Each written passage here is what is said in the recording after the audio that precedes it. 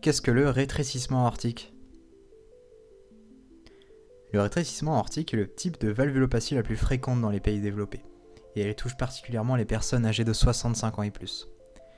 Elle consiste en une diminution du diamètre valvulaire au niveau de la valve aortique.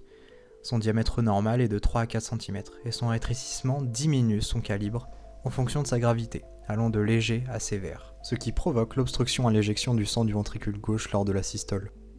On peut maintenant passer aux symptômes. Les symptômes ne sont pas immédiats. Ils apparaissent au bout de plusieurs années.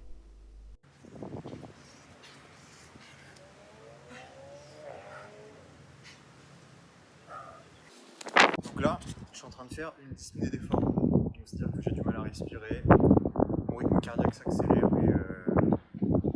et ça fait mal.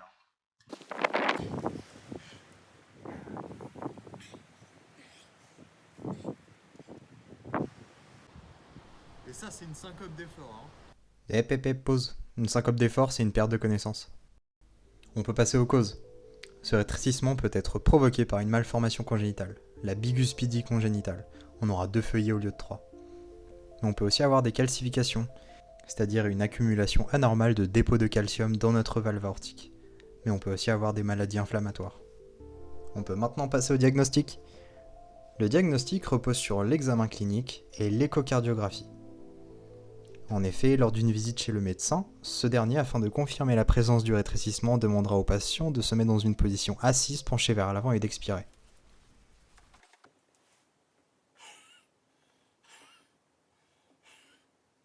Cette position permet un retour veineux important dans le cœur et une augmentation du travail cardiaque. À la palpation du thorax, il y aura un pouls de faible amplitude et un frémissement cardiaque. À l'auscultation, le médecin entendra un souffle systolique râpeux, rude et très intense. Alors que le bruit normal est celui-ci. Et enfin l'échographie Doppler, qui est l'échographie de référence qui va permettre d'affirmer et d'évaluer la gravité de l'atteinte. Elle permet de mesurer la taille de la valve aortique et la vitesse d'écoulement du sang à travers cette valve. Et on peut enfin passer au traitement. Alors ce traitement repose sur le remplacement de la valve par une prothèse mécanique ou biologique.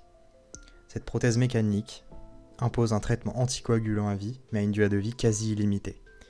Et pour notre prothèse biologique, elle évite le traitement anticoagulant, cependant leur durée de vie est moins longue.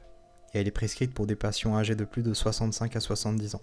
Et il existe pour les patients à risque la dilatation de la valve aortique grâce à un ballonnet situé à l'extrémité d'un cathéter qui est introduit et gonflé au niveau de la valve. Cette technique ne remplace pas l'opération, mais elle rallonge la durée de vie du patient.